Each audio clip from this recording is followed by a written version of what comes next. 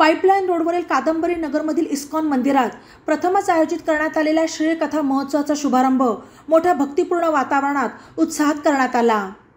मुंबईमधील गिरगाव चौपाटी येथे असलेल्या इस्कॉनच्या श्री श्री राधा गोपीनाथ मंदिराचे प्रचारक श्रीमान गौरांग प्रिय प्रभुजी आणि नगरमधील इस्कॉन मंदिराचे व्यवस्थापक श्री गिरिवरधारी प्रभुजी यांच्या हस्ते दीप प्रज्वलन करण्यात आले. गौरांग प्रिय प्रभुजी कथाकार म्हणून प्रथमच नगरला आले आहेत. सनातन धर्मांमध्ये श्रीराम नवमी हा महत्त्वपूर्ण उत्सव आहे असे यावेळी बोलताना गौरांग प्रिय प्रभुजी म्हणाले. तसेच जो परिवार नियमितपणे ध्यानपूर्वक रामायण ग्रंथाचे वाचन करतो त्या परिवारातील सर्वांची मने सर्व प्रकारच्या कष्टांपासून कायम मुक्त राहतात असे त्यांनी यावेळी पुढे बोलताना स्पष्ट केले. तसेच परिवार, समाज आणि देश बदलण्यासाठी श्रीराम कथा पुन्हा पुन्हा श्रवण करण्याची आवश्यकताही त्यांनी नमूद केली. पहिल्याच दिवशी श्रोतांचा मिळालेला मोठा प्रतिसाद पाहून श्रीराम कथा महोत्सवाचे आयोजन केलेल्या इस्कॉनच्या टीमचा उत्साह दुणावला. धन्यवाद प्रभु जी आपके इंट्रोडक्शन के लिए और सभी भक्तों के बीच में आपने यहाँ पे हमें आमंत्रण दिया, उसके लिए बहुत बहुत धन्यवाद. श्री रामनवमी सनातन धर्म में एक बहुत ही महत्वपूर्ण उत्सव है. भगवान समय समय पे कहीं रूपों में अवतार लेते हैं, अनेक रूप. श्री कृष्ण स्वयं आते हैं, अवतार रूप में श्री रामचंद्र आते हैं, बलराम जी, वामन देव, मत्स्य अवतार, वराहदेव, कई अवतार है.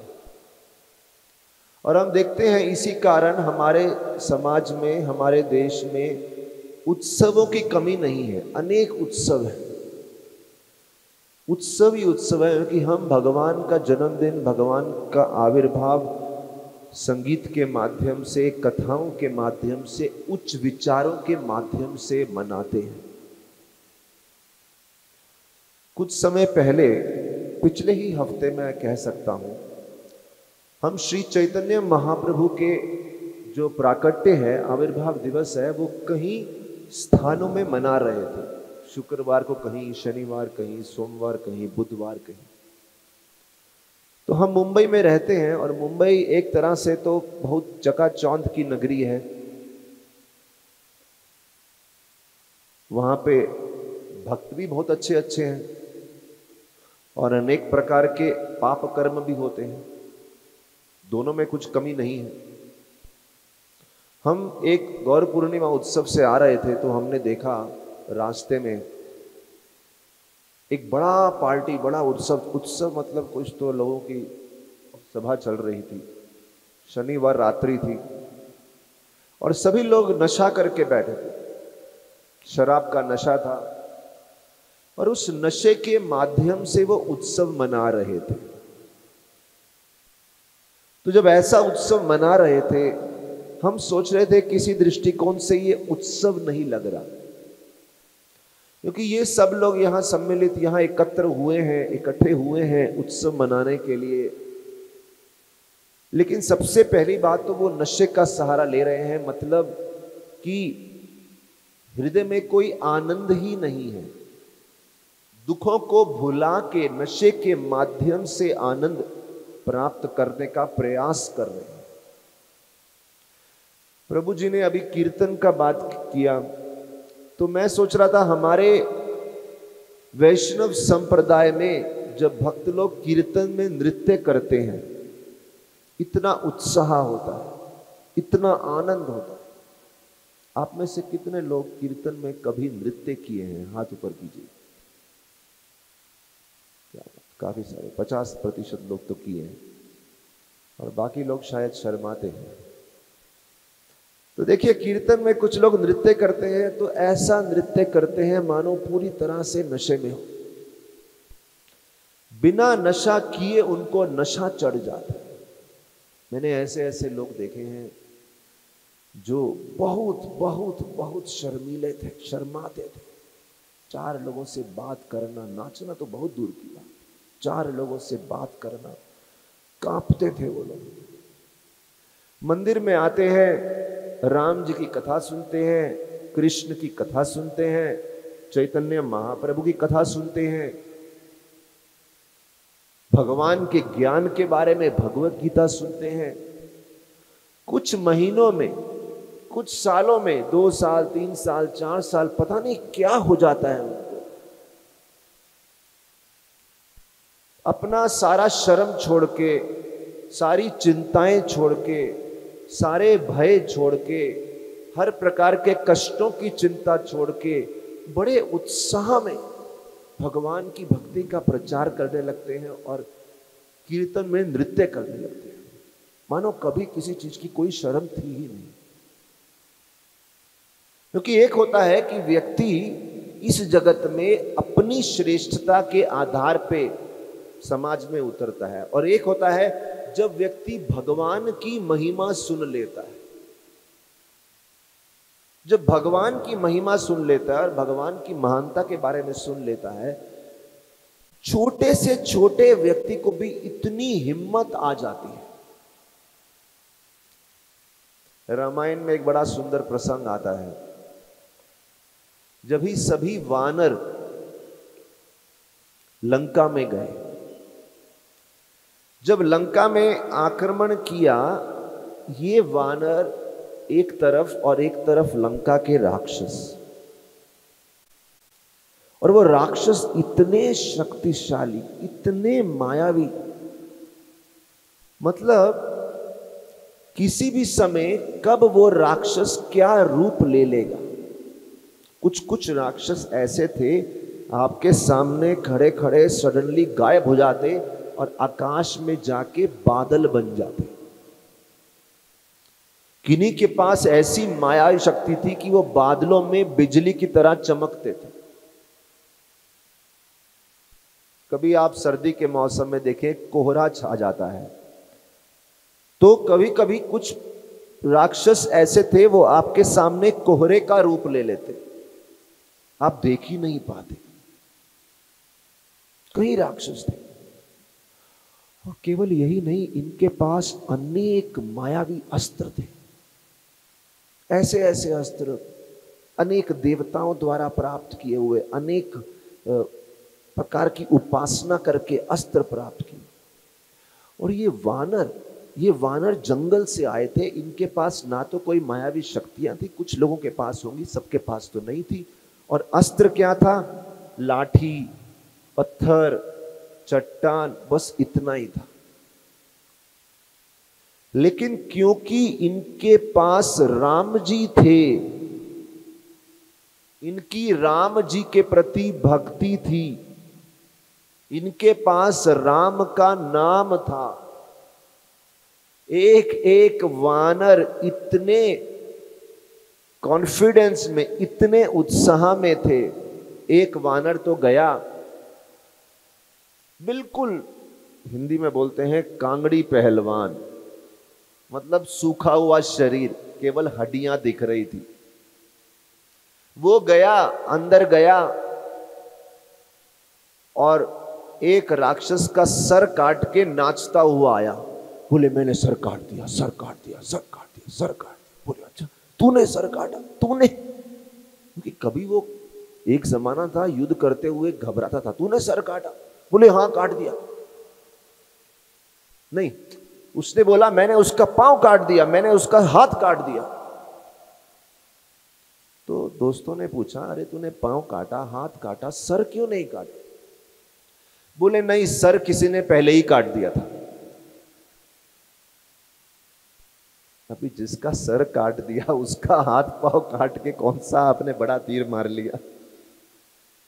इतना उनको कॉन्फिडेंस था कि कुछ तो करना है, उत्साह था, कुछ तो करना है। युद्ध की कला आती है नहीं आती है, कुछ तो करना है। अगर किसी ने कुंभकर्ण के बारे में सुना हो, इतने बड़े विशाल राक्षस थे, वो साइज उनका विशाल साइज था, उनका सर बादलों को छूता था। एक वानर सुग्रीव, उनका अलग कॉन्फिडेंस, हनुमान जी के सामने उनकी कोई खास शक्ति नहीं थी। एक दिन कुंभकर्ण के कंधे पे जाके बैठ गए और उसका कान काट के आ गए। और ये कुछ नहीं, एक बार लंका में गए और रावण अपने श्रृंगार कक्ष में बैठे थे, रावण आईने के सामने बैठे थे, सुग्रीव ऊपर गए और रावण के सर पे पेशाब करके आ गए। ऐसा ऐसा उनका ऐसे अतरंगी कार्य किए इन्होंने। तो राम जी बोले, अरे आप इतना क्यों रिस्क लेते हो, इतना क्यों करते हो, अरे कभी मृत्यु आ जाएगी। उनको इतना उत्साह, इतनी हिम्मत कि राम जी हमारे साथ है तो हमारा कुछ नहीं हो सकता। इस बात से हम एक चीज समझते हैं कि इस जगत में हम लोग अनेक चिंताओं से ग्रस्त रहते हैं, अनेक परेशानियां रहती हैं, अनेक संकट रहते हैं, लेकिन जितना संकट वानरों का था, लंका में था, इतने राक्षस थे, जब उनका संकट था उसके सामने हमारा संकट क्या है। लेकिन वानरों के साथ राम से अति उत्साहित हो गए, बोले कोई भी संकट सामना कर लेंगे। आज इस जगत में अगर समाज को जरूरत है तो श्री रामचंद्र के लीला के श्रवण की, श्री कृष्ण भगवान की लीला के श्रवण की, क्योंकि जितना ज्यादा ये श्रवण करेंगे, जितना ज्यादा ये सुनेंगे, उतना ही हम भौतिक जगत के संकटों से ऊपर उठ सकते हैं।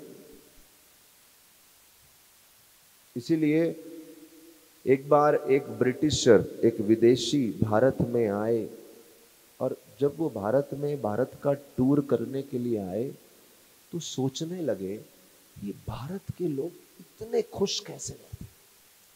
और खुश तो अलग बात है, सुखी तो अलग बात है। जब वो गांव में गए या छोटे छोटे गांव में गए, शहरों में भी गए, बोले ये बात मैं कर रहा हूं लगभग 150 साल पुरानी। विदेशी लोग आए, बोले इस देश में कुछ अलग ही मासूमियत है, इस देश के लोगों का चरित्र बहुत उत्तम है, बहुत स्पष्ट है। उन्होंने सोचा क्या कारण है कि इस देश के लोगों का चरित्र बहुत उत्तम है, बहुत स्पष्ट है। उन्होंने अच्छे से इधर की संस्कृति को पढ़ना, ध्यान से समझने का प्रयास किया, तो देखे यहां के लोग प्रतिदिन कुछ समय, और कुछ करे या ना करे, नियमित रूप से रामायण का पठन करते। और उन्होंने देखा जो जो व्यक्ति, जो जो परिवार नियमित रूप से प्रतिदिन या सप्ताह में एक बार समय समय पर बड़े ध्यान पूर्वक रामायण का पठन करता है, उनका हृदय, उनका मन सभी दोष से और सभी कष्टों से मुक्त रहता है। आप में से कितने लोग आज सुबह स्नान किए, आज कभी भी स्नान किए, सुबह दोपहर शाम, कितने लोग स्नान किए? पक्की बात। कितने लोग हफ्ते में एक बार नहाते हैं? अरे शर्माइए मत, हाथ ऊपर कर दीजिए, कोई अगर है ऐसा तो। कोई ऐसा है कि रोज नहीं नहाता?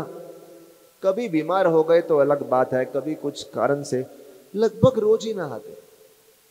अच्छा, अभी ईमानदारी से बताना, कितने लोग प्रतिदिन पिछले 1 महीने से एक ही साबुन का प्रयोग करके नहा रहे हैं? एक ही कंपनी का साबुन, हाथ ऊपर कीजिए। क्या बात है, बहुत बढ़िया। देखिए, हम स्नान रोज करते हैं और कुछ लोग तो जीवन भर एक ही साबुन से नहाते हैं। एक ही साबुन मतलब एक कंपनी का साबुन, साबुन बदलते हैं लेकिन कंपनी एक ही। एक भक्त से मैं मिला, वो बोले मैं 30 साल से एक ही कंपनी के साबुन को प्रयोग में लाया हूं।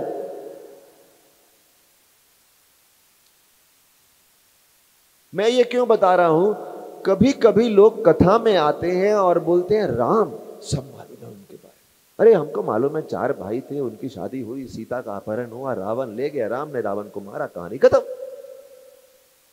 अभी इसको दोबारा क्यों सुनना है? वही कहानी दोबारा क्यों सुननी है? वही रामनवमी उत्सव हर वर्ष आता है, दोबारा क्यों मनाना है?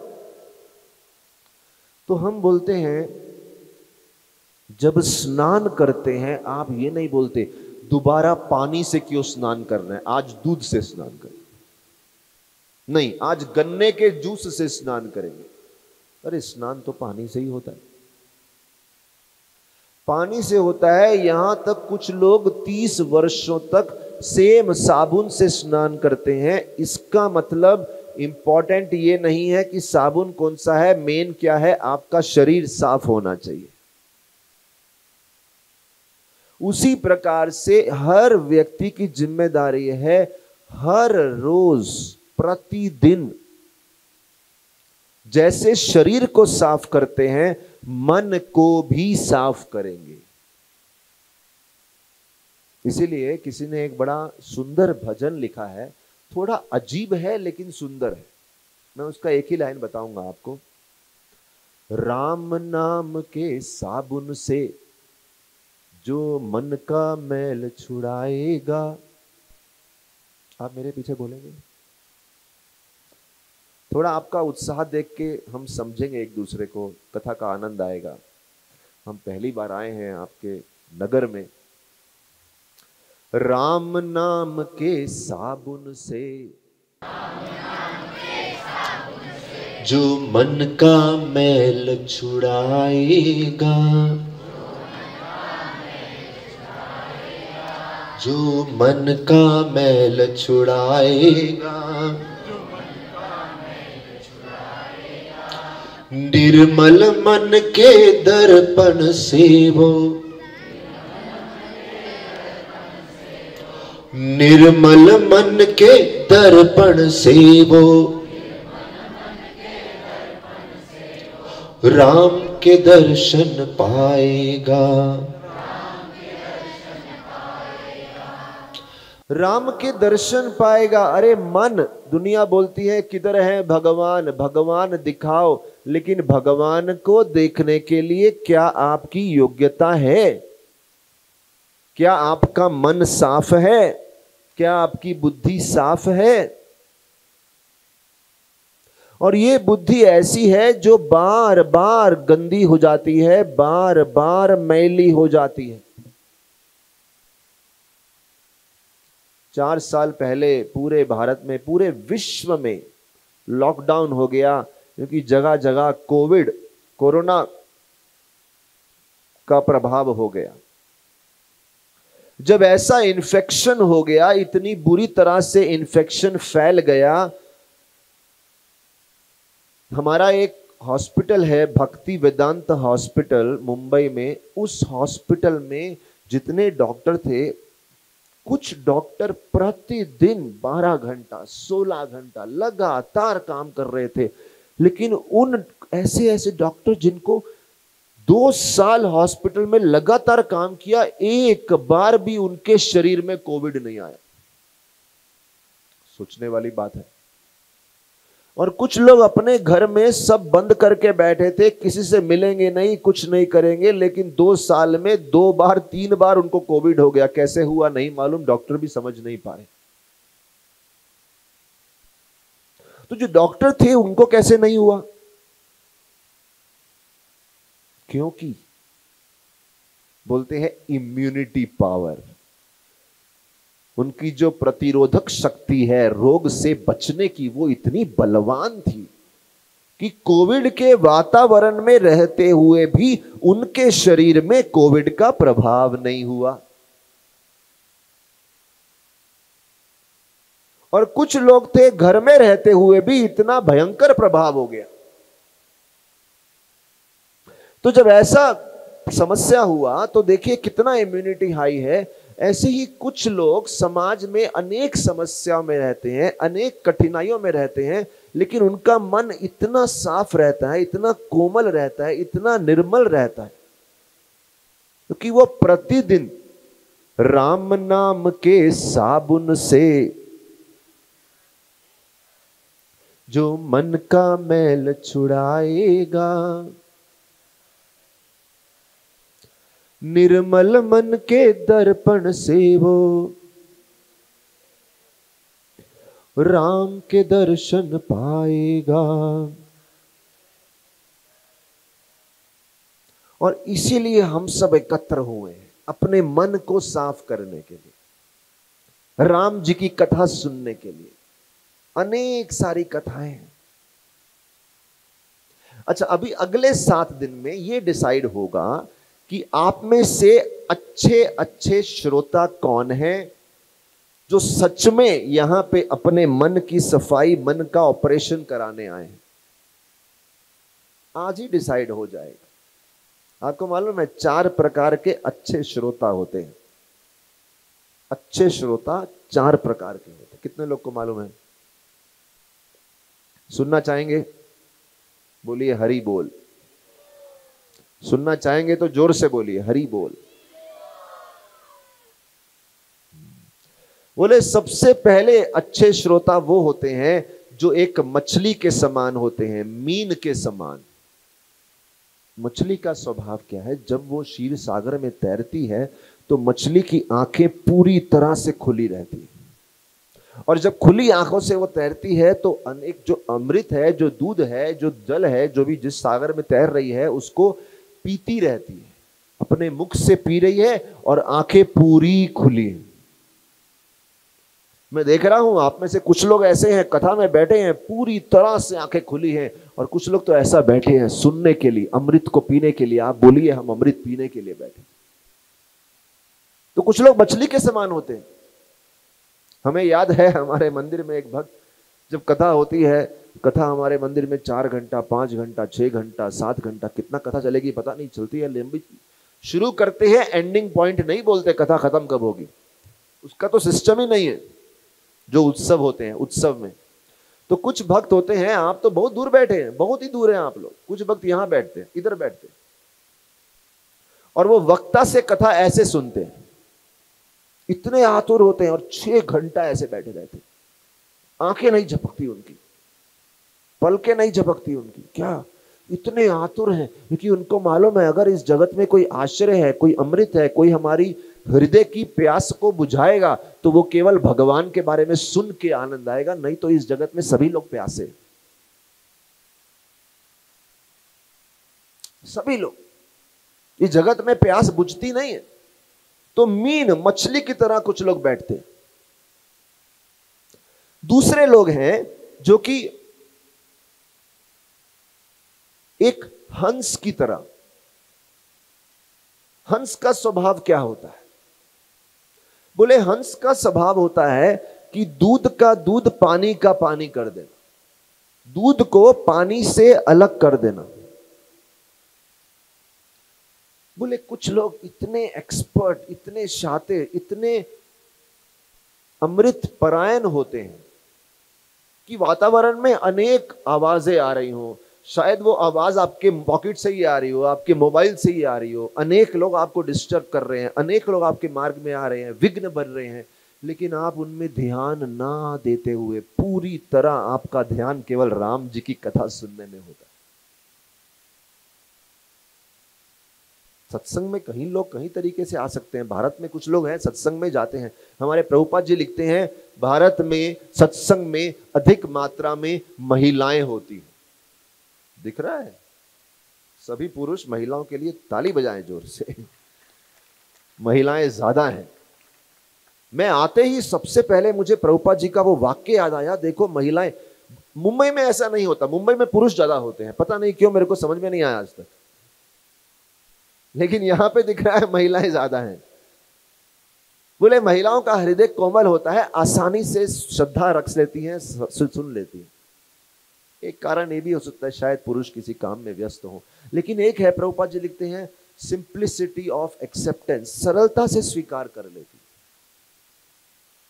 तो अनेक लोग आते हैं, धार्मिक संस्थाओं में आते हैं, कुछ लोग मनोरंजन के लिए आते हैं, चलो मित्रों से मिल आएंगे, कुछ लोग आते हैं चलो यहां कुछ मित्र बन जाएंगे तो हमारा धन कमाना आसान हो जाएगा, कुछ लोग आते हैं चलो सत्संग हो या ना हो प्रसाद तो मिलेगा।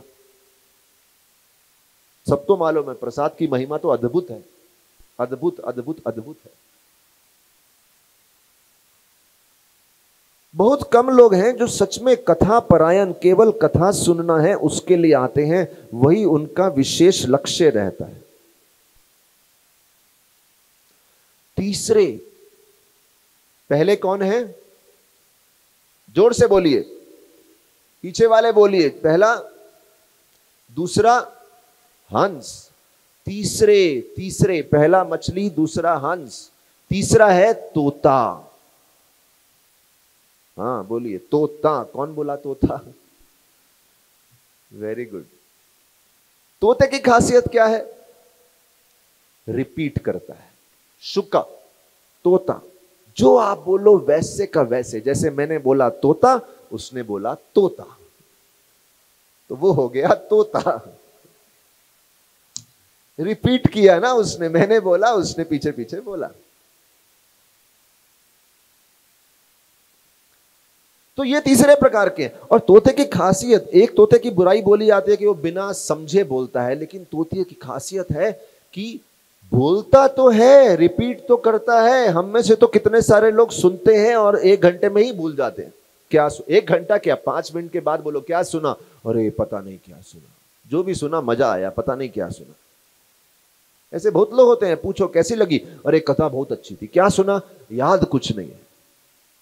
तो कुछ लोग इतने अच्छे होते हैं, सुनते हैं, पूरा का पूरा रिपीट करते हैं। मुंबई में मैं कथा करता हूं, एक ग्रुप है हमारा, युवा ग्रुप, 100 लोग आते हैं, सब अलग अलग उम्र के हैं। उसमें एक लड़का है 17 साल का है, जो बोलो पूरा कथा, कुछ लिखता नहीं है, 1 घंटे बाद पूरी कथा रिपीट करता है। तो कुछ लोग की क्षमता रहती है। और चौथे लोग होते हैं, बोलते हैं चातक पक्षी। चातक पक्षी की खासियत क्या है? चातक पक्षी अगर जल प्राप्त करेगा तो केवल आकाश में जब बादलों से जल आता है वही प्राप्त करेगा, और कोई जल प्राप्त नहीं करेगा। चाहे कितना भी संकट हो, कितनी भी गर्मी हो, उसे बोलो नहीं पानी पी ले, नहीं, वेट करेगा।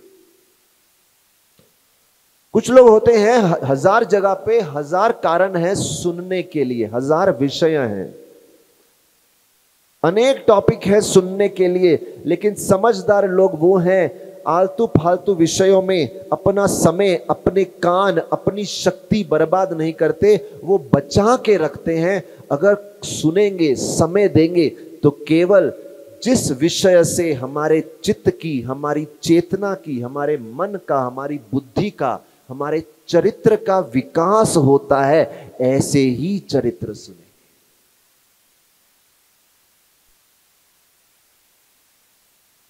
तो ये होते हैं 4 प्रकार के अच्छे श्रोता। और केवल अच्छे श्रोता पे बोल के रुकते नहीं, शुकदेव गोस्वामी बोलते हैं 4 प्रकार के बुरे श्रोता भी होते हैं। पहले आपसे पूछ लूं दोबारा से, 4 प्रकार के अच्छे श्रोता, पहला कौन था, दूसरा, तो तीसरा, चौथा चातक पक्षी। बोलते हैं उसी प्रकार से 4 प्रकार के बुरे श्रोता होते हैं। क्या आप सुनने के लिए तैयार हैं? सुनने के लिए तैयार हैं? पीछे वाले अभी भी नहीं बोले, सुनने के लिए तैयार हैं? वेरी गुड, सारे बच्चे इधर बैठे हैं, उनकी आवाज आ रही है। 4 प्रकार के बुरे श्रोता होते हैं, सुन लीजिए कि कहीं हम वो गलती तो नहीं कर रहे।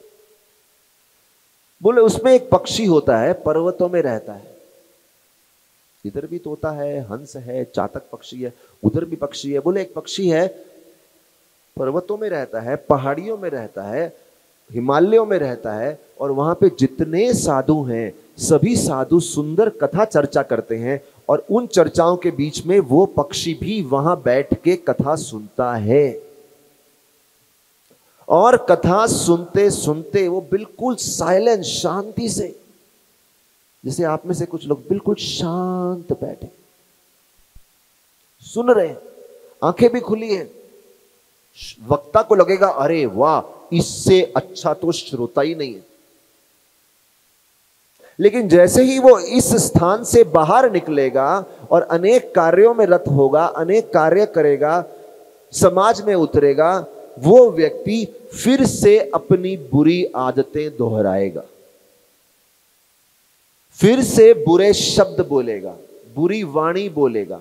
मतलब उसने कथा तो सुनी, कथा एक कान में गई, दूसरे कान से निकल आई, हृदय में तो प्रवेश ही नहीं गई, उसका हृदय तो परिवर्तन ही नहीं हुआ।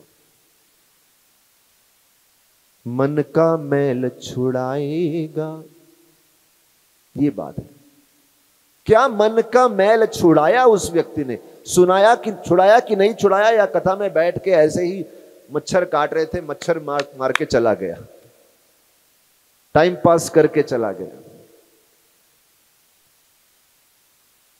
और एक हुआ ये पक्षी। बोले दूसरा होता है बुरा श्रोता, बोले एक लोमड़ी के समान, या वुल्फ, भेड़िया। बोले वो सही जगह पे आएगा, सबके बीच में बैठा है, सब उत्तम ज्ञान प्रवाह हो रहा है, सब अच्छी अच्छी बातें कर रहे हैं, लेकिन वो व्यक्ति, उसका ध्यान इतना विचलित है, इतना भटका हुआ है, वो बीच में आसपास के लोगों को डिस्टर्ब करने के लिए अनेक बातें करेगा, फोन उठाएगा और अनेक प्रकार से भद्दी आवाजें निकाल के पूरे वातावरण को खराब करेगा।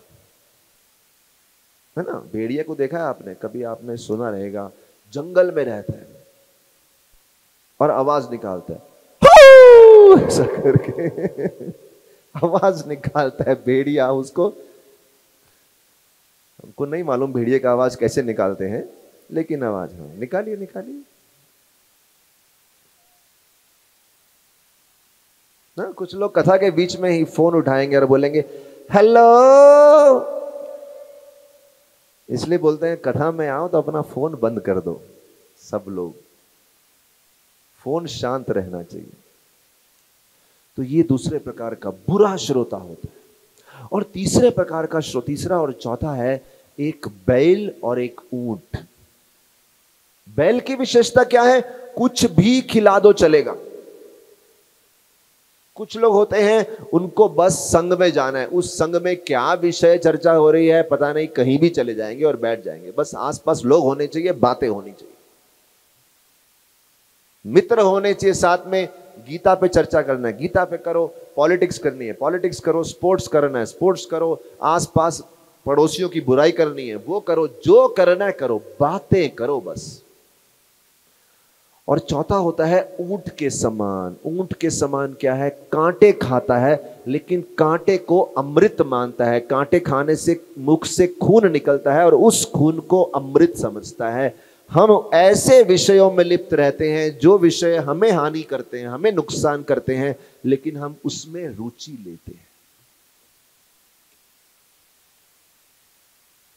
इसीलिए रामायण कथा सुनने से पहले व्यक्ति को सोचना है हम राम कथा किस भाव से सुनेंगे। क्या हम राम का नाम सुन के अपने मन को साफ करने में, धोने में, शुद्ध करने के लिए तैयार हैं क्या? चलिए फिर से ये 2 लाइन गाते हैं और फिर हम आपको रामायण की कथा में लेके चलते हैं। करताल मृदंग बजा सकते हैं जी, मैं बजा। राम नाम के साबुन से, राम नाम के साबुन से जो मन का मैल छुड़ाएगा, जो मन का मैल छुड़ाएगा, निर्मल मन के दर्पण से वो, निर्मल मन के दर्पण से वो राम के दर्शन पाएगा, राम के दर्शन पाएगा। राम नाम के साबुन से, राम नाम के साबुन से जो मन का मैल छुड़ाएगा, जो मन का मैल छुड़ाएगा, निर्मल मन के दर्पण से वो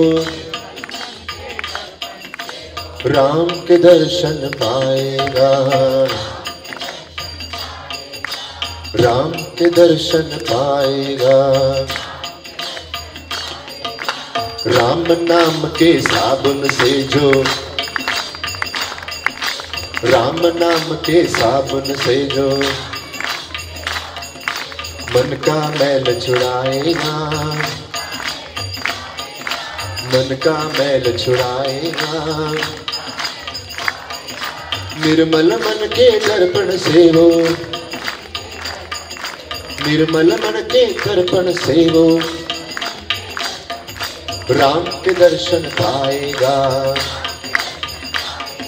राम के दर्शन पाएगा, राम के दर्शन पाएगा, राम के दर्शन पाएगा, राम के दर्शन पाएगा।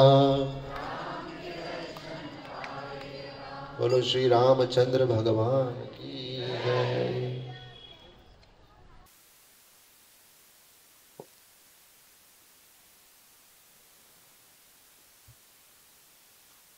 तो कथा इस प्रकार से शुरू होती है। रामायण पे कहीं कहीं संतों ने कहीं कथाएं लिखी हैं। उसमें सबसे प्रसिद्ध है वाल्मीकि जी द्वारा, और उसमें विशेष रूप से वाल्मीकि जी के गुरु हुए नारद मुनि। तो एक दिन वाल्मीकि जी नारद मुनि से पूछते हैं कि सबसे उत्तम पुरुष कौन है, टॉप मोस्ट सर्वोत्तम व्यक्ति की पहचान कौन है, सर्वोत्तम व्यक्ति। इस जगत में हम सब लोग सर्वोत्तम व्यक्ति से रिश्ता बनाना चाहते हैं। वो बोले ऐसा कोई व्यक्ति जो सबसे सुंदर हो, सौंदर्य का मूर्तिमान स्वरूप हो, सबसे सुंदर के साथ गुणवान हो। कैसे गुण होने चाहिए? बुद्धि, बुद्धि से बहुत ही चतुर, बुद्धिमान होना चाहिए। शास्त्रों का ज्ञान अच्छे से होना चाहिए। इस जगत में देखते हैं कोई ज्ञानी है तो सुंदर नहीं है, सुंदर है तो ज्ञानी है, बड़ी मुश्किल से दोनों गुण आते हैं। बोले अगर सुंदर है, ज्ञानी है, उसके साथ साथ गुण होना चाहिए, ज्ञानी के साथ साथ दृढ़ निश्चय, मतलब ठान लिया तो करेंगे। देखिए ये जो कथा का सिस्टम है, भागवत कथा, राम कथा, कुछ लोगों तो प्रतिज्ञा रहती है कि अगर हम एक दिन गए तो 7 दिन बैठेंगे। कठिन होता है 7 दिन एक काम उसी समय करना, इतनी जिम्मेदारी है। दृढ़ निश्चय, कुछ भी काम लगातार करना दृढ़ निश्चय चाहिए। कभी कभी भक्तों में इतना निश्चय नहीं होता जितना राक्षसों में होता है। हम देखते हैं बड़े बड़े राक्षस, रावण है, हिरण्यकशिपु, हजारों साल तक एक जगह पे खड़े होकर तपस्या किया। अगर हमको बोला जाए एक जगह बैठ जाओ ऐसा, तो एक जगह बैठ नहीं सकते टिक के काफी देर, 2 घंटा 3 घंटा। वो एक जगह खड़े होकर हजारों साल तपस्या करते थे। दृढ़ निश्चय, बोले बुद्धिमान होना चाहिए, दृढ़ निश्चय होना चाहिए। लेकिन जब किसी के अंदर दृढ़ निश्चय, दृढ़ता होती है कि हमें ये काम करना है, हमें ये काम पूरा करना है, दूसरी समस्या क्या आती है? कभी कभी वो लोग अत्याचारी बन जाते हैं। जैसे राक्षसों के चक्कर में वो दृढ़ निश्चय है लेकिन अत्याचारी है, हृदय में करुणा नहीं है। कुछ लोग कुछ काम करने में इतने रम जाते हैं, इतने आतुर हो जाते हैं, कितने लोगों को कितनी पीड़ा हो रही है वो देखते नहीं है।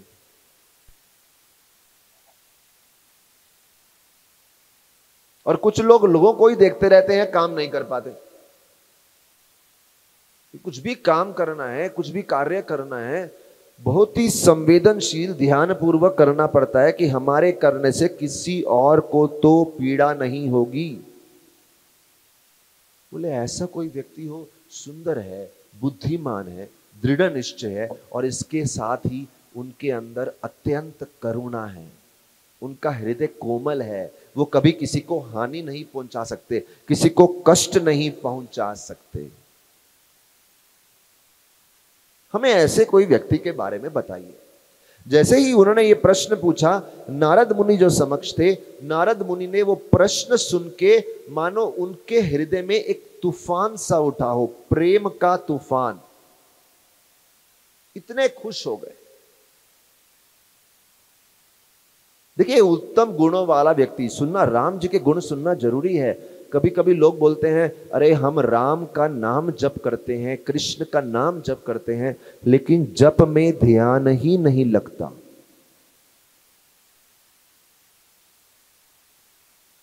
बोलते हैं ध्यान ही नहीं लगता।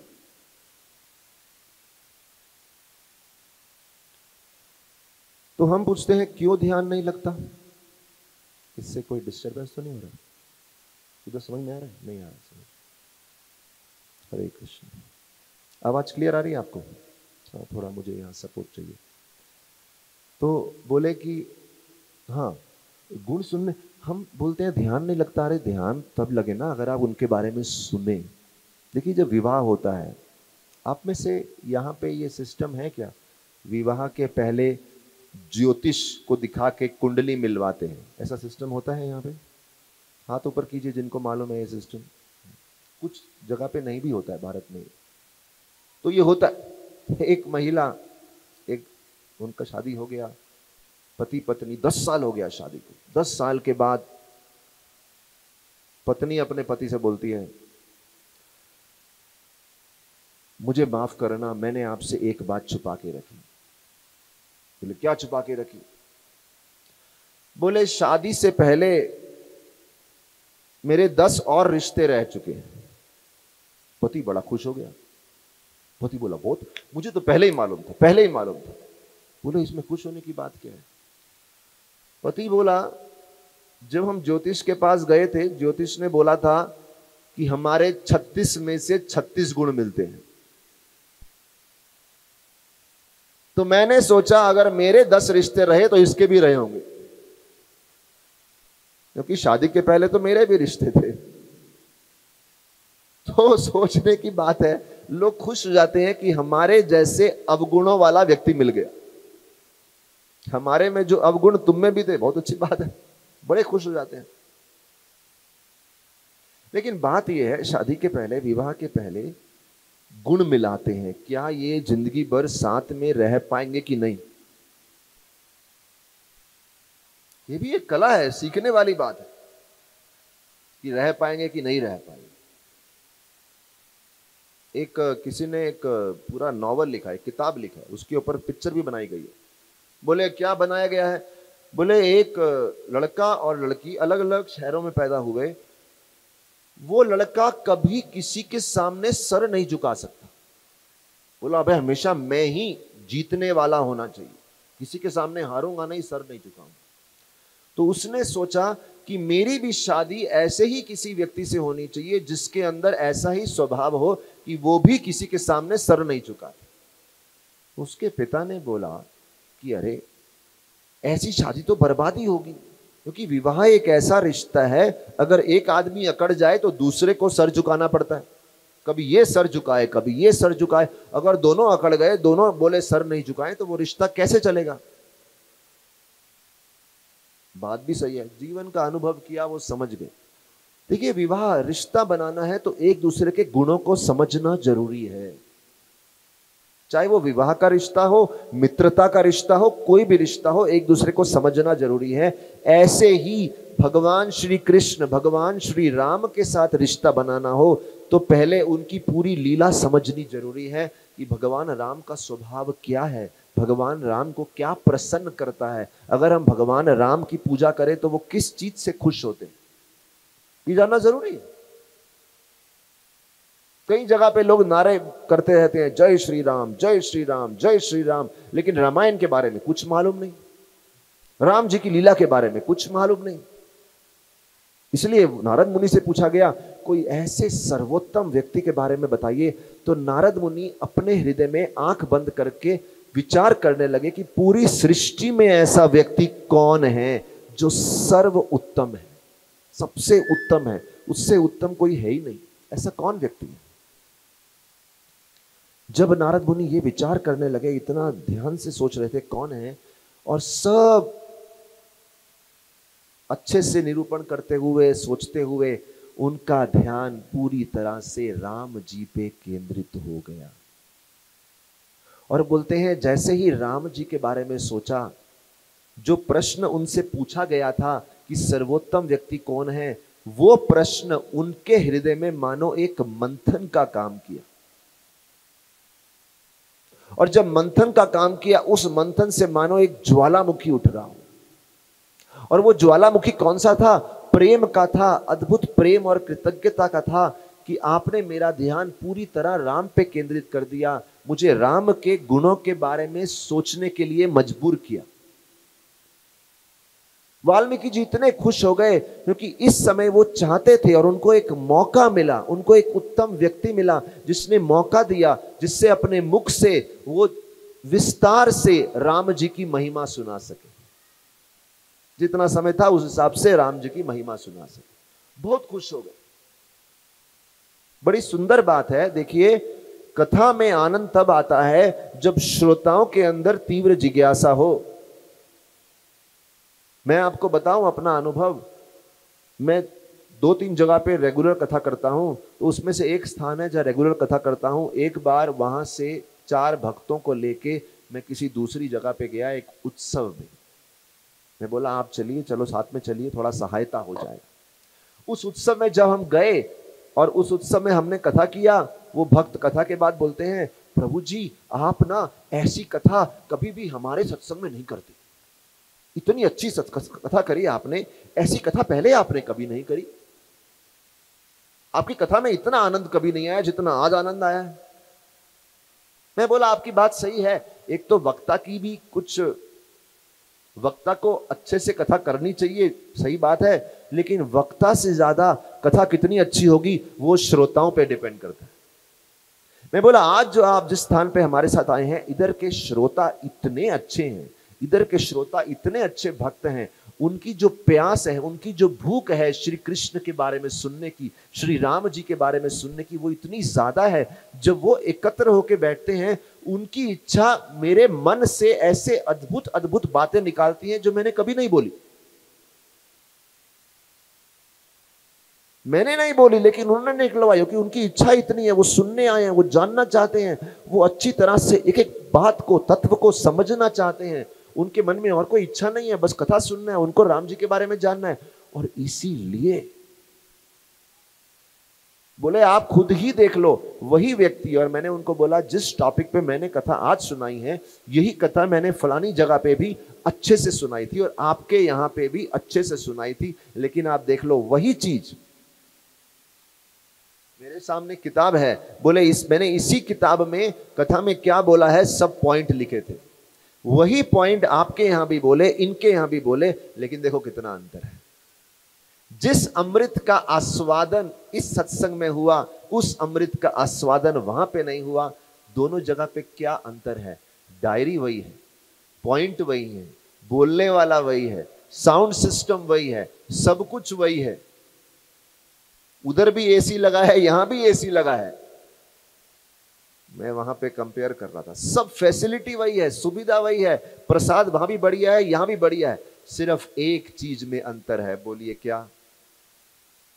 श्रोताओं में अंतर है। और इससे समझ सकता है कि यहां पे कथा, और वो एक बार नहीं, 2 बार नहीं, 3 बार उसी दूसरे स्थान पे आए जहां पे बोले कथा अच्छी होती है। मैं बोला यहाँ के श्रोता जो हैं, यहाँ के सुनने वाले हैं, इनका क्वालिटी एक अलग लेवल पे है। और जब सुनने वाले की प्यास होती है तो कथा उत्तम होती है। वाल्मीकि जी ने प्रश्न पूछा, नारद मुनि ने वो प्रश्न सुना, प्रश्न इतना उत्तम था, श्रोता इतना उत्तम था, नारद मुनि बड़े उत्साह में आ गए। उत्साह में आके बोलते हैं, हाँ मैं सुनाऊंगा आपको, राम जी के बारे में सुनाऊंगा। पूरी सृष्टि में अगर कोई सर्वोत्तम व्यक्ति है तो श्री राम जी।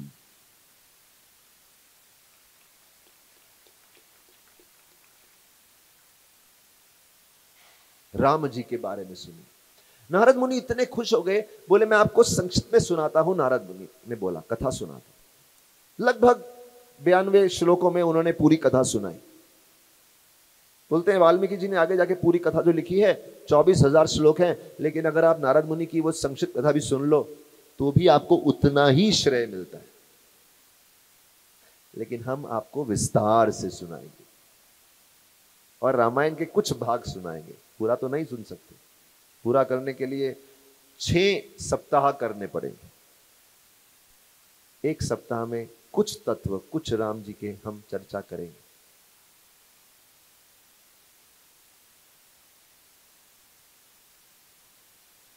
और बोले नारद मुनि इतने उत्साह से, उत्साह तो था ही, नारद मुनि उस कथा को इस तरीके से बोले, केवल तोते की तरह नहीं बोले, कुछ सुना है और रिपीट कर दिया। बोले इस तरीके से बोले, जब नारद मुनि बोल रहे थे मानो वो कथा से सुनने वालों का हृदय जो एक रेगिस्तान की तरह या फिर एक चट्टान की तरह सूख गया है, सूख जाता है ना चट्टान। बोले जब कोई जमीन सूख जाती है, उस जमीन को फिर से उपजाऊ करने के लिए एक बाल्टी नहीं 2 बाल्टी पानी से कुछ नहीं होता, वहां तो प्रचुर मात्रा में वर्षा की जरूरत है, बारिश होनी पड़ती है। उस समय नारद मुनि बोलते हैं जिस प्रकार से एक बंजर, बैरन बंजर बोलते हैं, बंजर जमीन पे अगर वर्षा हो प्रचुर मात्रा में तो फिर से उपजाऊ हो जाती है, उसी प्रकार से हम सबके हृदय जो पत्थर के समान हो गए हैं, जो पत्थर के समान हो गए हैं, जिनको राम नाम से कोई उत्साह नहीं, कृष्ण नाम से कोई उत्साह नहीं। बोले अगर सच में, देखिए कैसे मालूम चलेगा अगर व्यक्ति स्वस्थ है कि नहीं। अगर एक व्यक्ति सच में मानसिक रूप से स्वस्थ है, आध्यात्मिक रूप से स्वस्थ है, जैसे ही वो नाम सुनेगा, बोलिए हरे कृष्ण कृष्ण कृष्ण हरे हरे, हरे राम राम राम हरे हरे, हरे कृष्ण। ये 2 अक्षर है ना, हरे कृष्ण, तुंडे तांडविनी रतिम। बोले ये अक्षर ऐसे हैं, जब ये अक्षर मेरी जिह्वा पे आते हैं, मेरी जिह्वा नाचने लगती है, मेरा हृदय नाचने लगता है, मेरा हृदय पिघल जाता है, मेरी आंखों से लगातार अश्रु प्रवाह होने लगते हैं। है कोई हम में से, कितने लोगों ने बोला हरे कृष्णा, किसी की आंखों से आंसू आए क्या? कोई अगर रोया तो हाथ ऊपर करिए, अगर आपने बाजू वाले को रोते हुए देखा तो हाथ ऊपर कीजिए, अरे मेरे पड़ोसी रोया। शास्त्र बोलते हैं अगर आपको आंखों से रोना नहीं आता, नाम लेके मतलब आपका हृदय कैसा कठोर हो गया है, कैसा पत्थर जैसा हो गया, बात समझ में ही नहीं आती, नाम का प्रभाव नहीं होता। मैं एक जगह कथा करने के लिए गया, चैतन्य महाप्रभु की कथा सुना रहा था, 1 घंटा कथा सुनाई मैंने, सारी लीलाएं सुना दी। जो सज्जन कथा को ऑर्गेनाइज किए थे वो ऊपर आके मेरे को बोलते हैं, बोले प्रभु जी आपने अच्छी कथा सुनाई, लेकिन जो मुद्दे की बात थी वो तो की नहीं। मैं बोला मुद्दे की बात आपने बोला था चैतन्य महाप्रभु का जन्मदिन मनाना है, मैंने मनाया, जन्मदिन कथा सुनाई, और कौन सी मुद्दे की बात? प्रभु जी नहीं, मुद्दे की बात तो कुछ और है हमारे घर में। मैं बोला क्या है? बोले मेरी माँ और मेरी पत्नी का झगड़ा होता रहता है, कुछ ऐसा कथा करो कि सास और बहू के रिश्ते में कुछ बदलाव आ जाए, उनका हृदय पिघल जाए, एक दूसरे से प्रेम करने लगे। मैं बोला आप चैतन्य महाप्रभु की कथा सुनाने के लिए बिठाए मेरे को, और आप यहां कुछ और सोच के बैठे हैं कि यहां पे मैं जो घरेलू झगड़े हैं उनको सॉल्व करूं। बोले प्रभु जी आजकल ना उतना ही लेवल है लोगों का, उससे आगे समझ नहीं सकते। अगर एक दूसरे से प्रेम करके थोड़ा हृदय, थोड़ा आंखों में आंसू आ जाए, प्रेम आ जाए, बस समझ लो आपकी कथा सफल हो गई। भगवान को समझना तो बहुत दूर की बात है। तो नारद मुनि बोलते हैं जो व्यक्ति बार बार कथा सुनता है, जैसे 1 बाल्टी पानी से 2 बाल्टी पानी से एक बंजर भूमि उपजाऊ नहीं हो जाती, ऐसे समाज में अगर बदलाव करना है, समाज को अच्छा बनाना है, परिवारों को अच्छा बनाना है, दोस्तियों को अच्छा बनाना है, देश को अच्छा बनाना है, तो हर व्यक्ति को बार बार बैठ के राम कथा की वर्षा में स्नान करना पड़ेगा। ये बात समझनी है व्यक्ति को। और इसलिए नारद मुनि जब कथा बोल रहे थे वो इस प्रकार से बोल रहे थे मानो जैसे वर्षा हो रही हो, और जो हृदय चट्टान जैसा हो गया है वो बदल जाएगा। नारद मुनि बहुत खुश, वाल्मीकि जी कथा सुनाए। जब कथा सुनाए वाल्मीकि जी बोले आप इस कथा का विस्तार कीजिए, सही समय पे आपको सारी की सारी रामायण स्पष्ट दिख जाएगी, आप बस उस कथा को लिख डालिए ताकि अनंत काल तक, जब तक इस जगत में पर्वत और नदियां रहेंगी, तब तक आपकी वाल्मीकि रामायण प्रचलित रहे। और हम देख रहे हैं वाल्मीकि जी ने इतने हजारों साल पहले रामायण लिखी, आज भी हर शहर में कहीं ना कहीं हर वर्ष रामनवमी पे विशेष रूप से दशहरा में दोनों नवरात्रों में राम कथा होती है, घर घर में राम कथा होती है। सबसे प्रसिद्ध, और राम जी से भी प्रसिद्ध कौन है? अगर आप देखो पूरे विश्व में, केवल भारत में नहीं, मैं बोलता हूं पूरे विश्व में, राम जी की कथा में भी लोग कभी कभी खोट निकाल लेते हैं, कृष्ण की कथा में भी खोट निकाल लेते हैं। राम जी से भी प्रसिद्ध है हनुमान जी। कोई भी देश में चले जाओ हनुमान जी का मंदिर मिलेगा, और हनुमान जी की पूरी लीला में एक भी खोट नहीं निकाल सकते, एक भी नहीं निकाल सकते। वैसे तो राम जी में भी खोट नहीं है, लेकिन चलो निकालने को कोई निकाल भी ले, हनुमान जी ने में तो देख के भी आप खोट नहीं निकाल सके। और यह प्रार्थना भी हनुमान जी ने की थी कि राम जी की कथा इस प्रकार से प्रसिद्ध हो जाए, राम का नाम प्रसिद्ध हो जाए। प्रसिद्ध हो गया राम कथा, बोले आप लिखना इसको। अभी कब लिखना है, कैसे लिखना है, सही समय कैसे आएगा? आएगा, सही समय आएगा। वाल्मीकि जी आप सबकी तरह हर रोज स्नान करते थे। कौन से साबुन से स्नान करते मुझे नहीं मालूम, लेकिन स्नान करते थे। और कहां जाते थे? एक गंगा नदी पे जाते थे, और कभी कभी तमसा नदी पे चले जाते थे स्नान करने। एक दिन वाल्मीकि स्नान करने गए, साथ में भरद्वाज ऋषि गए, दोनों स्नान करने गए तो वाल्मीकि जी ने देखा जल नदी में कहीं कहीं पे जल कभी कभी कुछ जम जाता है, थोड़ा सा गंदा हो जाता है। वाल्मीकि जी ने उस स्थान को छोड़ के दूसरे स्थान पे गए, और उस जगह देखा जल बिल्कुल साफ था। वाल्मीकि जी बोले संतों का मन भी ऐसा होता है, बिल्कुल साफ होता है। और इसलिए जैसे ही इस साफ जल के साथ स्पर्श होते ही हमारे मन को, हमारे शरीर को बिल्कुल एक फ्रेश अनुभव होगा, ऐसे ही संतों के साथ बैठ के, कथा में बैठ के मन फ्रेश हो जाता है। वाल्मीकि जी स्नान के लिए उतरते हैं। स्नान के लिए उतरे, तभी उन्होंने सामने देखा दो पक्षी हैं, विहार कर रहे हैं, और एक शिकारी सोचता नहीं उन पक्षियों के बारे में, पक्षियों पे शिकार करके बाण चला देता है। जैसे ही बाण चला दिया, एक पक्षी की मृत्यु हो गई। संतों का हृदय करुणामय होता है, इसलिए जो लोग अध्यात्म में आते हैं सबसे पहले उनको बोलते हैं मांस मत खाओ, मांसाहार छोड़ दो। क्यों? करुणा। जब तक आप एक जीव पे हिंसा करेंगे, आप भगवान को कैसे समझ पाएंगे? बोले आप तो, एक संत जो है, एक सज्जन व्यक्ति है, वो किसी पे हिंसा होते नहीं देख सकता।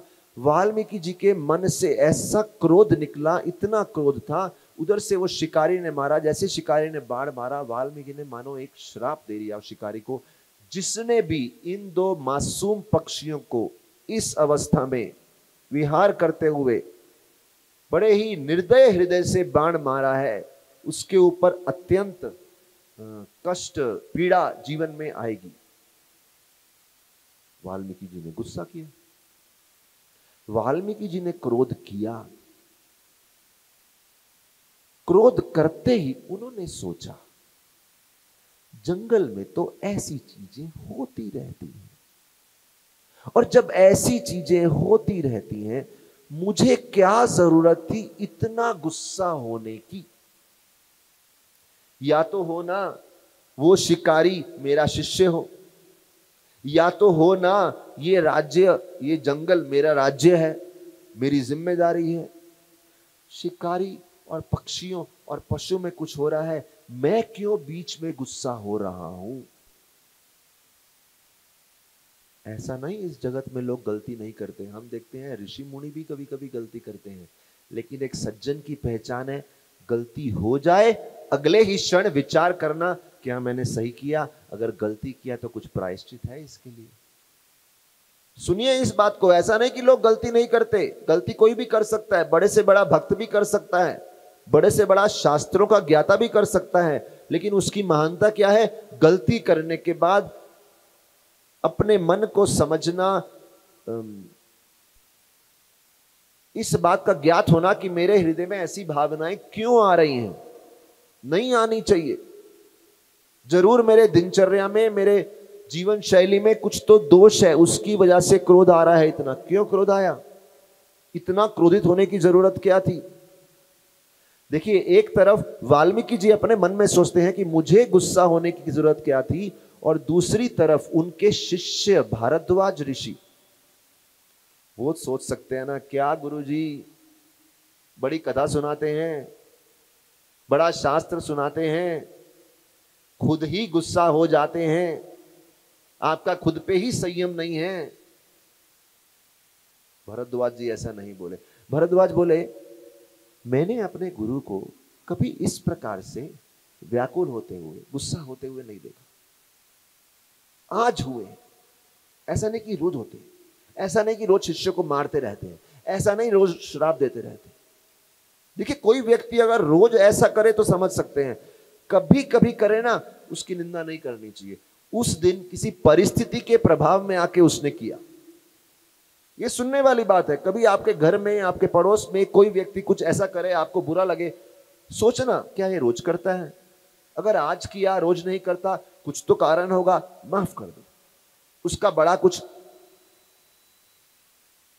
बड़ा बात बनाने वाला जरूरत नहीं है, माफ करो। भरद्वाज ने कुछ नहीं किया, लेकिन वाल्मीकि मन में सोच रहे ऐसा क्यों, मेरे मन में है। लेकिन साथ ही सोचने लगे, मेरे मुख से इतना गुस्सा निकला, उस गुस्से के साथ साथ ये जो मैंने जिस भाषा में क्रोध दर्शाया है, जिस श्लोक में क्रोध दर्शाया है, देखिए गुस्सा कोई व्यक्ति श्लोक में नहीं देता। आप में से कभी कोई गुस्सा होते होंगे, कुछ लोग गुस्से में बड़ी बड़ी गालियां भी देने लगते हैं। इन्होंने गुस्सा दिखाया तो गुस्से में कोई एक अत्यंत काव्यात्मक रूप से एक श्लोक बोल डाला, और सोचने लगे ये श्लोक बड़ा सुंदर है, बहुत ही सुंदर श्लोक बोला, जो कि शोक से उत्पन्न हुआ है, दुख से उत्पन्न हुआ। वापिस आए, आश्रम में आए, पूरा दिन सोचते रहे कि शोक से श्लोक कैसे उत्पन्न हुआ और क्यों उत्पन्न हुआ, और मैं जो इतना गुस्सा नहीं करता, आज बेमतलब के इतना बड़ा गुस्सा क्यों दिखाया, ऐसा क्यों व्याकुल हो गया? क्योंकि वाल्मीकि जी का अपने मन पे संयम था, अपनी इंद्रियों पे संयम था, शांत मन के व्यक्ति थे। क्यों गुस्सा हुआ?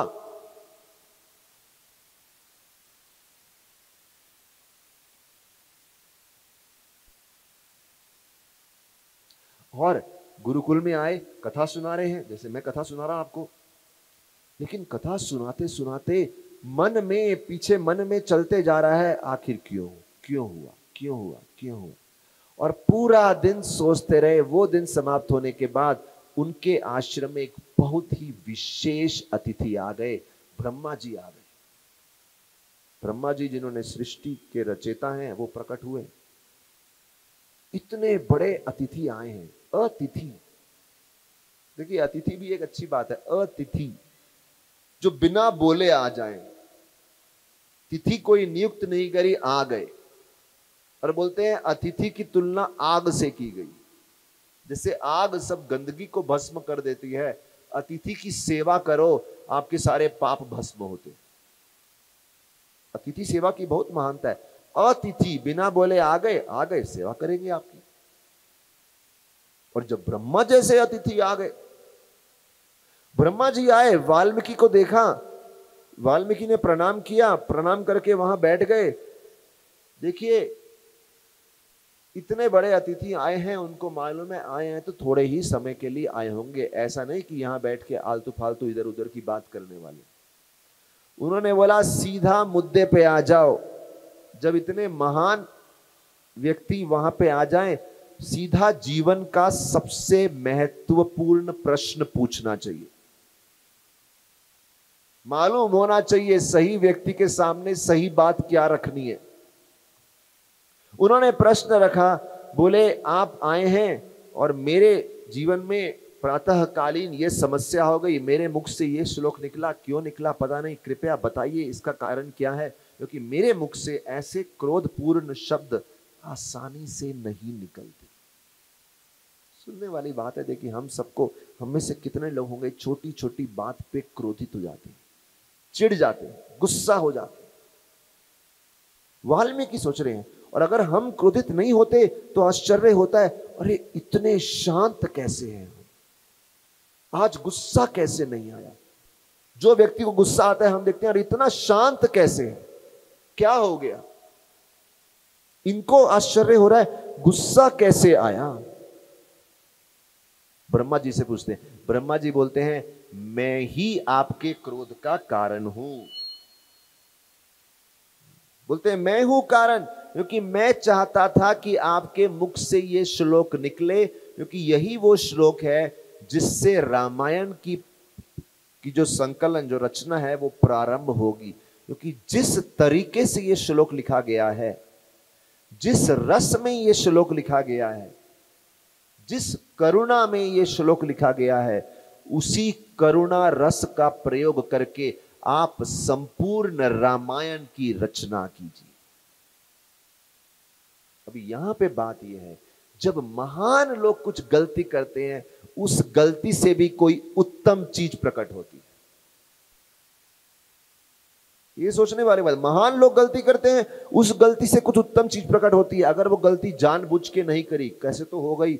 और ये बोल रहे हैं लेकिन जो और उत्तम, भागवतम में देखिए परीक्षित महाराज क्रोध किए, गुस्सा हुए, उस गुस्से के कारण, उस क्रोध के कारण आगे चल के पूरा श्रीमद् भागवतम ग्रंथ प्रकट।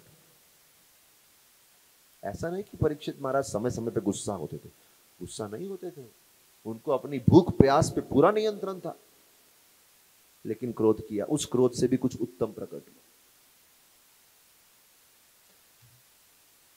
ब्रह्मा जी बोले इसी करुणा रस में आप रामायण लिखिए। और जैसे शिष्यों को मालूम चला कि हमारे गुरु जी की महिमा इतनी बढ़ गई, जिस श्लोक को वाल्मीकि जी संकोच करके गा रहे थे, वो पूरा श्लोक हर शिष्य की जिह्वा पे बैठ गया और पूरा का पूरा आश्रम वो श्लोक गाने लगा।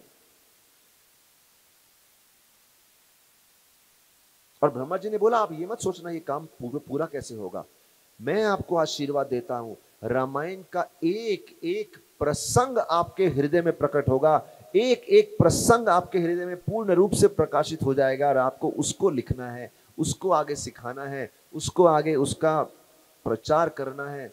आप बिल्कुल चिंता मत करो, हर विघ्न आपका चले जाएगा। वाल्मीकि जी ने प्रश्न नहीं पूछा, अगर उनको आदेश दिया है होगा, आशीर्वाद की शक्ति है। ब्रह्मा जी चले गए, वहां से बोल के चले गए। वाल्मीकि जी ने रामायण लिखा, वाल्मीकि जी ने रामायण लिखा, फिर सोचा ये रामायण को आगे चल के समाज में वितरण कौन करेगा, गांव गांव में, शहर शहर में जाके कौन इस ज्ञान को लेके जाएगा। क्योंकि रामायण का ज्ञान केवल किताबी ज्ञान नहीं है, आपने रट्टा मार लिया और सुना दिया। ये ज्ञान वो है जो साक्षात्कार से होता है, चरित्र से होता है। जिस व्यक्ति के रोम रोम में राम छाए हो, कृष्ण छाए हो, वही सही अधिकारी है इस ज्ञान को दूसरों को देने का। तो बोले ऐसा कोई पात्र होना चाहिए। और विचार ही कर रहे थे, तभी उन्होंने सामने से देखा, माता सीता उनके आश्रम में थी, उनके पुत्र लव कुश उनके आश्रम में थे। उन्होंने देखा अरे सीता के पुत्र लव और कुश सबसे उत्तम है, ये लेके जाएंगे सब जगह इस ज्ञान को। फिर वाल्मीकि जी सोचते हैं, ये बहुत सुंदर बात है, व्यक्ति को हमेशा सोचना चाहिए, जब भी कुछ अच्छा मिले सोचना चाहिए मेरे जीवन में इतना अच्छा अपॉर्चुनिटी, मौका कैसे आया, मैंने ऐसा क्या किया था कि इतना बड़ा मौका मेरे जीवन में मिला। इस जगत में अक्सर कुछ मिल जाए ना, हम सोचते हैं तो क्या हुआ, मिलना ही चाहिए था, अरे हमारा अधिकार है, मिलना ही चाहिए था, क्यों नहीं, हमने इतना योगदान दिया है। जब भी हम कुछ देते हैं, कुछ करते हैं, उसके बदले में हम सोचते हैं हमें कुछ सम्मान मिलना चाहिए। मैं एक बार गया एक कथा में, उधर कथा का आयोजन किया, तो कथा के पहले कुछ 10 लोगों को बोला था आपको स्टेज पे बुला के आपका सम्मान किया जाएगा, क्योंकि आपने, किसी ने कुछ दान दिया है, किसी ने कुछ सेवा दी है, इत्यादि इत्यादि। तो 10 लोगों को बोला आपको सम्मान किया जाएगा। अभी क्या हो गया, जो आयोजन कर रहे थे 9 लोग का नाम ले लिया, 10वें का नाम लेना भूल गए। और वो 10वें व्यक्ति ने पूरे परिवार को बुलाया था, पूरे बड़े परिवार को बुलाया था, अपने भाई बंधु 20-25 लोग को बुलाया था। मेरा सम्मान स्टेज पे होगा, आप सब देखना, तालियां बजाना और फोटोग्राफ भी निकालना और अच्छे से देख के सम्मान होना चाहिए। और उसी दिन आप सोचिए, जिसने 25 लोग को बुलाया हो, उसी दिन उस व्यक्ति को स्टेज पे नहीं बुलाया, बाकी 9 को बुला लिया। और ऐसा नहीं उसने कोई गलती की, व्यवस्था करने वाले भूल गए। जब सम्मान का कार्यक्रम खत्म हो गया, वो व्यक्ति जो बैठा था बेचारा, वो मुंह ताकता रह गया कि अरे मुझे तो बुलाया ही नहीं। इतना क्रोधित हो गया, इतना क्रोधित हो गया, कीर्तन प्रसाद तो कुछ लिया नहीं, उठ के चले गए। 1 वर्ष तक हमारे किसी कार्यक्रम में नहीं है, हमारा सम्मान नहीं किया आपने। हम सबके अंदर ये दोष है, जब हम कुछ करते हैं उसके बदले में सम्मान ना मिले, परेशान हो जाते हैं, गुस्सा हो जाते हैं। वाल्मीकि जी ये नहीं सोच रहे कि मैं चुना गया हूं रामायण लिखने के लिए, अरे शिष्यों मुझे प्रणाम करो। वाल्मीकि जी सोच रहे हैं मैं ही क्यों, मेरे से भी उत्तम कहीं लोग थे सम्मान योग्य, मैं ही क्यों। जानना चाहेंगे? जानना चाहेंगे? और मैंने तो पहले ही बोल दिया। एक जगह पे मैं कथा कर रहा था 4-5 दिन पहले, तो मैंने बोला जानना चाहेंगे? एक व्यक्ति बोलते हैं नहीं प्रभु जी हमें पहले से मालूम है। तो उसके बाद हम क्या सुनाएं अभी? बोले हमें पहले से मालूम है। इसलिए मैं बोलता हूं ना, स्नान रोज करते हैं और सेम साबुन से करते हैं, ये नहीं बोलते अरे कल स्नान किया था आज नहीं करेंगे, क्योंकि शरीर तो रोज मैला हो जाता है, ऐसे मन मैला हो जाता है। मालूम है तो दोबारा सुनो, चिंतन करो, विचार करो। वाल्मीकि जी सोचे ये कृपा मुझे क्यों मिली है, क्योंकि मैंने सीता जी की सेवा की है, सीता को अपने आश्रम में आश्रय दिया। फिर सोचने लगे मुझे माता सीता की सेवा क्यों मिली, मैं तो उसके भी लायक नहीं था। सोच सकते थे कि राम जी ने मेरे आश्रम में भेजा, केवल मुझ पे भरोसा था कि अच्छे से रक्षा करेंगे, ऐसा नहीं। वाल्मीकि जी सोचते हैं मेरा अतीत कितना बुरा था, कितना बुरा था, सारी बुरी आदतें मेरे अंदर थी, लोगों को लूटा करता था, मेरा नाम था रत्नाकर, लेकिन मेरा जीवन कैसे बदला। ये कथा सुनते सुनते आप सब भी, हम सबको चिंतन करना है। हमने अतीत में कौन कौन से पाप किए हैं, कहां कहां पे क्या क्या बुरा किया है, चिंतन कीजिए। जितना वो चिंतन करेंगे उतना राम जी के प्रति कृतज्ञता आएगी कि अरे हम तो लायक ही नहीं है, फिर भी हमें इतनी कृपा मिल रही है। वाल्मीकि जी सोच रहे मैं इतना बुरा था, मेरे जीवन में कोई अच्छा गुण नहीं था, लेकिन फिर भी एक दिन नारद मुनि आए, मैंने नहीं बुलाया था उनको, वो स्वयं आए, आके मुझसे पूछा जिस परिवार के लिए तुम पाप कर रहा है जा उनसे पूछ के आ, क्या वो तुम्हारे पाप के भागीदार बनेंगे। कभी कभी लोग बोलते हैं ना, अरे प्रभु जी हम तो ये सब अपने परिवार के लिए कर रहे हैं, लेकिन तुम्हें मालूम है तुम ये कर रहा है इसके लिए इतना पाप भुगतना पड़ेगा। भुगत लेंगे, तुम्हारा परिवार भुगतेगा, पूछ के आते हैं। परिवार से पूछा, परिवार बोले हम क्यों भुगते, आपके पाप है, हम क्यों इसका भागीदार बने। तब उनको जागृति हुई। कथा मतलब जागृति। रावण लंका में गए, लंका में गए, सामने लंकिनी खड़ी थी, लंकिनी बोली, रावण नहीं हनुमान जी लंका गए, लंकिनी खड़ी थी, लंकिनी ने बोला आप अंदर नहीं आ सकते। हनुमान जी ने दे झापड़ दिया, बिल्कुल लगाया जोर से लंकिनी को, लंकिनी गिर गई। लंकिनी बोली ओ माफ करो माफ करो, मुझे बोला था एक वानर आएगा जो थप्पड़ लगाएगा, तब मैं समझूंगी कि मैं रावण की दासी नहीं, मैं तो राम की दासी हूं। मैं क्यों बता रहा हूं, कथा में आते हैं, कथा में भी शब्दों के माध्यम से थप्पड़ पड़ते है ना। जब मैंने बोला 4 प्रकार के अच्छे श्रोता, 4 प्रकार के बुरे श्रोता। कुछ को लगा होगा अरे हाँ हम तो बुरे हैं, किसी को झापड़ लगा रहा होगा, क्योंकि मैंने बोला कुछ लोग को सब याद रहता है, किसी को कुछ भी याद नहीं रहता। तो काफी लोग को लगा रहेगा हमें तो कुछ भी याद नहीं रहता, झापड़ है वो, झापड़ पड़ता है। हम जागते हैं ज्ञान की तरफ, सही ज्ञान जानते हैं। वाल्मीकि जी बोले मैं तो अनेक बुरे कर्मों में लगा था, नारद जी आए, नारद जी ने ज्ञान की गंगा का प्रवाह किया, उससे मुझे झापड़ लगा, मैं जाग उठा। मैं किसके लिए पाप कर रहा हूं, मैं क्यों अपने जीवन में पाप और पुण्य के बारे में नहीं सोचता, मैं क्यों अंधाधुंध कार्य करता रहता हूं, क्यों मेरे अंदर ये जागृति नहीं होती, क्यों क्यों क्यों? वाल्मीकि जी जागे। तब नारद जी से बोला क्या उपाय है, इतना पाप किया है। नारद जी एक एक्सपर्ट डॉक्टर है। नारद जी का अगर प्रचार देखेंगे, हर किसी के लिए अलग स्टाइल, हर किसी के लिए। देखा ये वाल्मीकि है, इतने, उस समय उनका नाम वाल्मीकि नहीं था, बोले तुमने इतने लोगों को मारा है, इतनी हिंसा की है, तुम्हारे मुख पे राम का नाम ही नहीं आएगा। सब बोलिए राम। सीधा बैठिए, सब सीधा बैठिए, जोर से बोलिए राम राम। बिल्कुल सीधा, हाथ ऐसा रखिए, योग साधना के रूप में। आंखें बंद होनी चाहिए, सब बोलिए राम राम राम राम राम राम राम।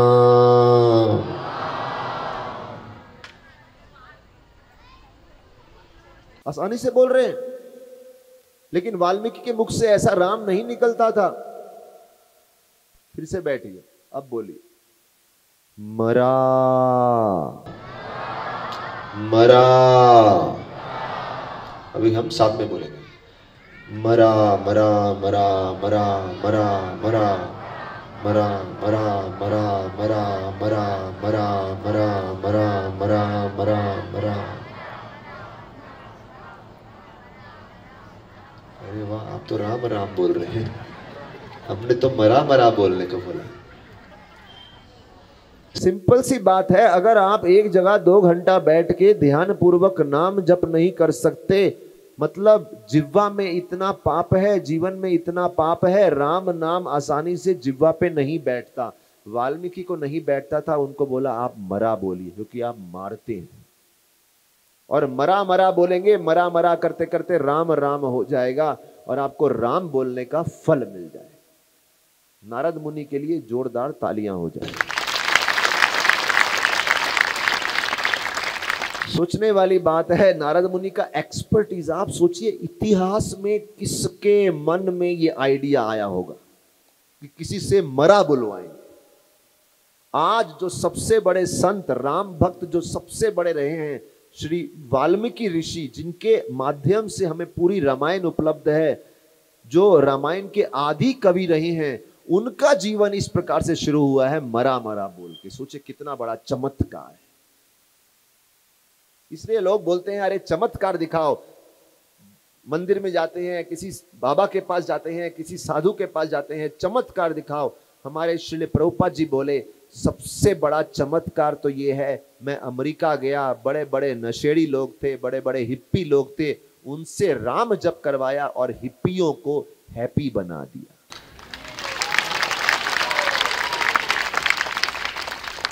वाल्मीकि में परिवर्तन हुआ। और वाल्मीकि सोच रहे हैं ये परिवर्तन सीता जी की कृपा से हुआ, लेकिन सीता की कृपा कैसे मिली? हमको सीता जी की कृपा चाहिए, श्रीमती राधा रानी की कृपा चाहिए। वो कैसे मिली? हमारे गुरु नारद मुनि की कृपा से। और वो स्मरण करके वाल्मीकि जी पूर्ण रूप से गदगद हो गए और सोच रहे थे ये कथा मैं लव और कुश को सिखाऊंगा, पूरी तरह से ट्रेन करूंगा, प्रशिक्षित करूंगा, और उसके बाद ये लव कुश जगह जगह पे जाके इस रामायण का प्रचार प्रसार करेंगे। और लव कुश अनेक शहरों में प्रचार करते हुए, ज्ञान बांटते हुए, करते करते करते करते पहुंच गए अयोध्या। क्योंकि लोगों ने जब कथा सुनी, लोगों ने लव कुश से ज्ञान सुना, सारे लोग ऐसे प्रभावित हो गए, ऐसे भाव विभोर हो गए, लोग बोलने लगे हमारा आशीर्वाद है, हमारा आशीर्वाद है, एक दिन हमारे गांव में तो करो, हमारे शहर में तो करो, हमारी इच्छा है एक दिन आप अयोध्या नगरी में जाके जो इस कथा के सबसे प्रमुख हीरो हैं राम जी, उनके समक्ष जाके ये कथा करो, ये हमारा आशीर्वाद है। और ये आशीर्वाद देते हुए लव कुश पहुंच गए अयोध्या। और अयोध्या में लव कुश ने प्रभु रामचंद्र के समक्ष और पूरी अयोध्या नगरी के समक्ष कैसे कथा करी और अयोध्या में क्या हुआ, वो चर्चा हम कल आपके साथ करेंगे। बोलो श्री रामचंद्र भगवान की, सीताराम लक्ष्मण हनुमान की जय श्री राम। बहुत बहुत धन्यवाद। हरे कृष्ण। लेटेस्ट बातम्यांसाठी ई नवा मराठा यूट्यूब चॅनलला सबस्क्राईब करा आणि बेल आयकॉनवर प्रेस करा।